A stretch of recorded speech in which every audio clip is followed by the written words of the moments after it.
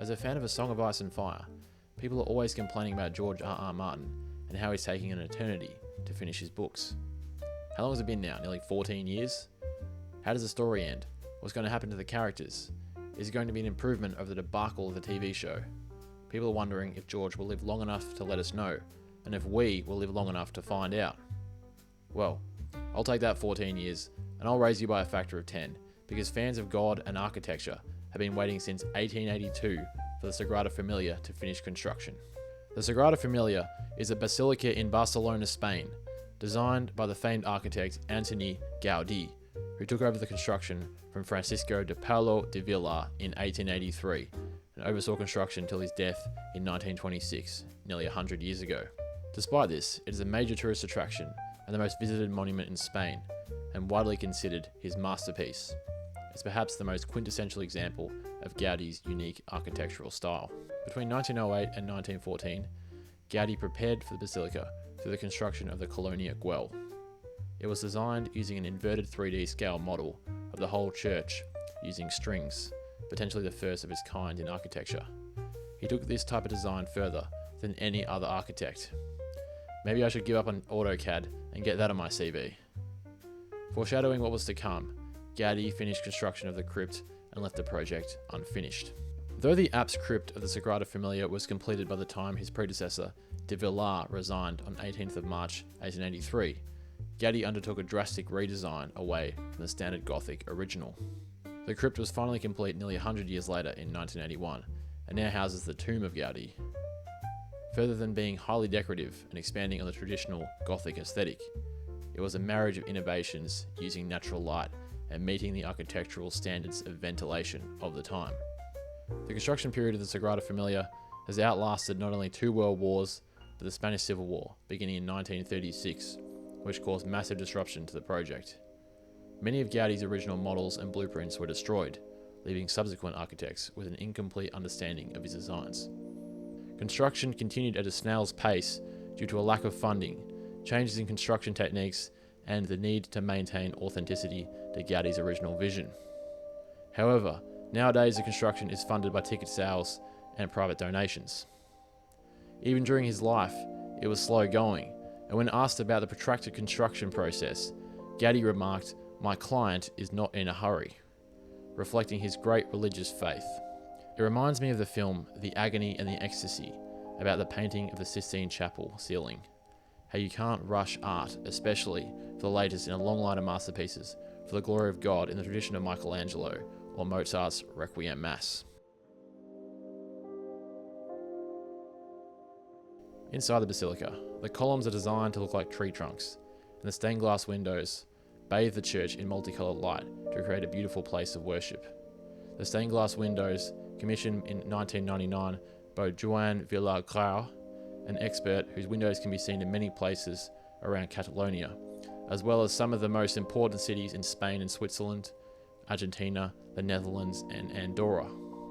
To quote Gaudí, "The temple of the Sagrada Familia will be bright. Religious emotion will not come from the fear of shadows, only just penetrated by a ray of light, but will be born from the bright mystery of the harmony of light, from the sense of well-being that comes from the sunlight filtering through a tree with the thousands of nuances of its leaves."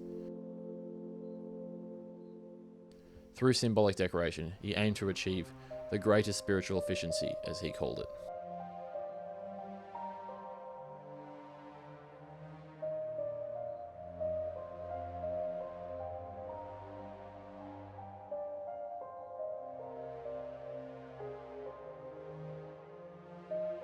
Outside, the 6 central towers represent Jesus, the Virgin Mary, and the 4 evangelists, Matthew, Mark, Luke, and John, which are topped by symbols representing each.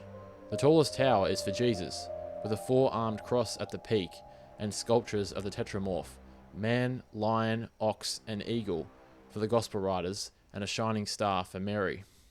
On the outside faces of the church, there's the nativity facade, which depicts Jesus' birth, the passion facade, which depicts his death, and the glory facade, which depicts his ascension to heaven and dominion over the world. It's pretty funny to me, because in the Bible, Jesus only takes 3 days to be resurrected.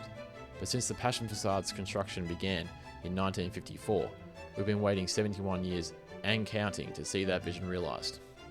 The Nativity facade was built prior to 1935, when construction was interrupted by the Spanish Civil War, and is the most heavily influenced by Gaudi's design. It is based on Jesus' birth, heavily based on nature to symbolise life. It is constructed of a type of sandstone, which further contributes to the naturalistic appearance due to its range of colours. It faces the rising sun, signifying birth. This facade was intended to be the most accessible to the visiting public, and therefore an ideal choice to construct first rather than the more forbidding Passion facade. The Passion facade was designed by Gaudi in 1917, and construction commenced in 1954. Intended to be harsh and gloomy, representing Jesus' passion and death, and by extension the sin and suffering of mankind. It is topped by a ceiling resembling a human ribcage, and in contrast to the Nativity facade, it is all in a single colour. The columns are designed to cast shadows on the scenes in a physical form of chiaroscuro, a technique made famous by the paintings of Caravaggio and Rembrandt, to augment the sense of brutality and despair. It faces the setting sun, signifying death. In the words of Gaudi, "Some may find this doorway too extravagant, but I wanted to inspire fear, and to do so I used plenty of chiaroscuro, recesses and protrusions, all of which provided a gloomy effect." End quote. And that's reflected in the fact that in the advertising materials, all the photos are of the Nativity facade. The sculptures depict scenes of the Passion and were sculpted by Josep Maria Subirachs, starting in 1987. They are harsh and angular, very blocky, disturbing, and pretty unattractive. The Roman soldiers kind of look like stormtroopers, in my opinion. It's very stylized, and the faces look a bit cartoonish. When I first saw Subirachs' method of sculpting, just soaring into the blocks of stone, creating figures that look so raw and unrefined, I was like, oh, just stop, man, just slow down. You're ruining it. Where's the nuance? This isn't some kind of garden sculpture convention, this is Gaudi. But in the course of research, I've come around ever so slightly, and I get that that's the point, and it goes with Gaudi's intentions very well. But I'm still very conflicted. It's not really something I would choose to look at, just not my style, you know. It's a very modern idea that's hard for me to run with, and that's fine. Let me know what you think down in the comments. The Glory facade will be the most celebratory and principal facade, dedicated to the glory of Jesus. The 7 deadly sins and their path to hell will be represented in an underground section, over which will reside the 7 heavenly virtues and the road to God, death, final judgment, and glory. Gaudi's architectural style was highly distinctive and centered around naturalism and geometric forms. For example, the movement of the planets is reflected in the spirals of staircases. He was the first to use hyperboloid parabolas in design, which are principally used for columns resembling tree trunks, and are also seen in the vaults of the church. He was inspired by plant structures. For example, plants with leaves growing in levels were used as inspiration for the spires of towers. Plant cell structures form the basis of the intersecting hyperboloids of the distinctive windows aimed to maximize natural light. Gaudi's architectural philosophy aimed to create harmony between urban spaces and nature. He even found time to be an innovator in ergonomic furniture.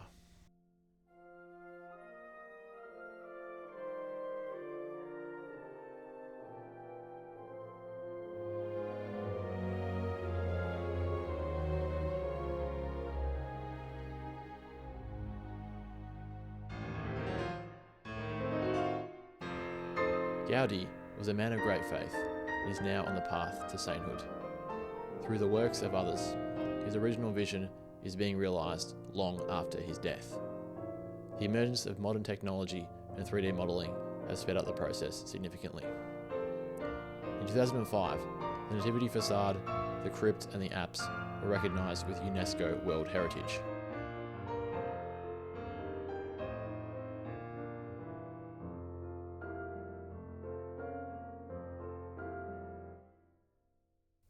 With the building aiming to be finished 100 years after his death, it's projected to be finished in 2034. Christ, they're never going to finish this thing, are they?